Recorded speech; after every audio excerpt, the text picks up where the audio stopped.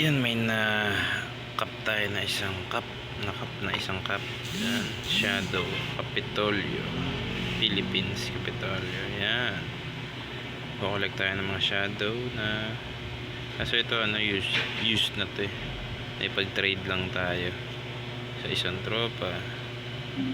Yan, Capitolio. Solid yun ah. Yun naman ang kulay niyan. Oh, faded lang medyo ito. Yan, may mga puti-puti. Kasi use na to. Sinuot na to ng tropa.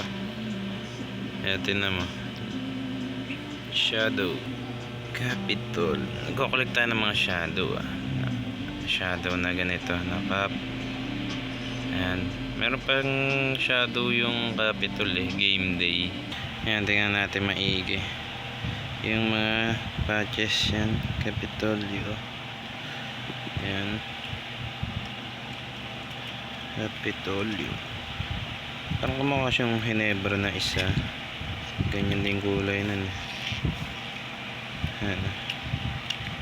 Ano baby?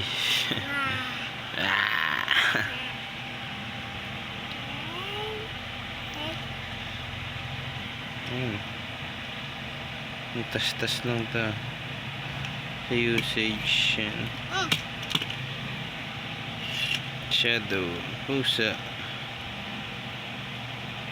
Capitolio. Meron pa siyang game day na ganito. Ang ayoko lang dito yung masyado siyang maliit yung lettering nya. Sana nilakihan, sayang space dito. Siguro anong sa Hinebra ko na isa, laki ng lettering. Shadow.